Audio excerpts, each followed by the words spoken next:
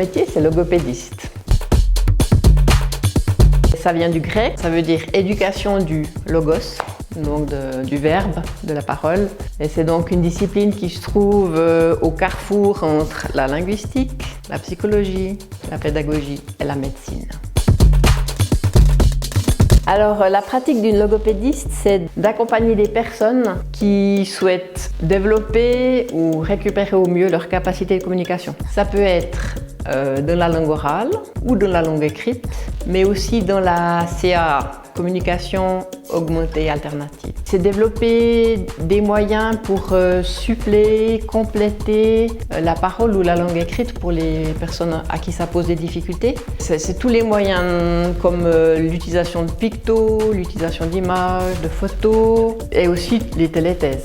Comme de parler, ça mobilise la sphère ORL, la logopédiste, elle a des outils aussi pour s'occuper de la prise alimentaire et de la déglutition.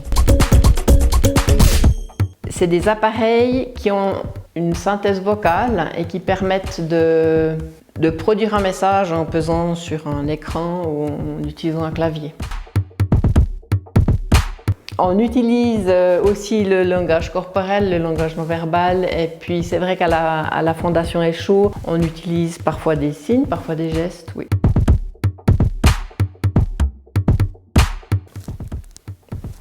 Ça rappelle le fait que les logopédistes, parfois, elles mettent des casques aux enfants pour leur faire bien entendre les sons.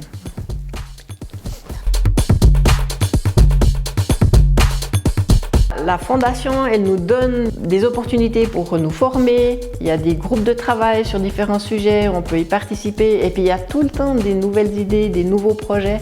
Il y a un proverbe qui dit on entend l'arbre tomber, mais on n'entend pas la forêt qui pousse. Alors à Echo, c'est la forêt qui pousse.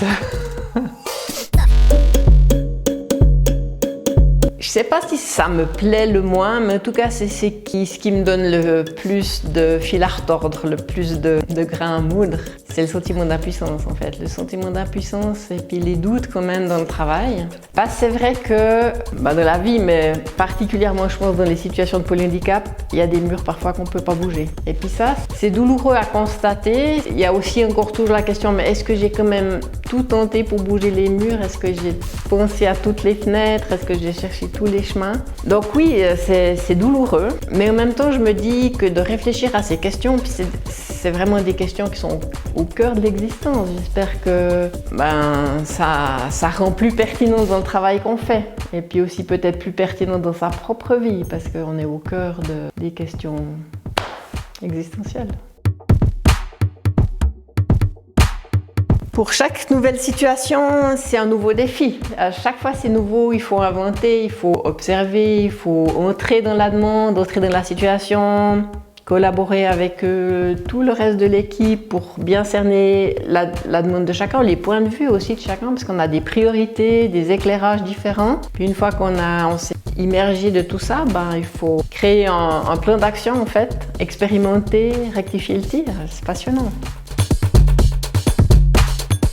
Quand j'ai entendu Anne, je me suis dit qu'il y avait peut-être un lien à faire aussi avec la logo. Anne, elle disait l'importance de créer une trace. Je me dis que communiquer, c'est aussi créer une trace, donner l'occasion de s'exprimer, c'est donner l'occasion de faire une trace. Si on pense à Van Gogh qui dit qu'on passe toute notre vie à développer l'art d'exprimer notre parole, nos pensées par des paroles, on est tous des artistes à la Fondation Echo et ailleurs.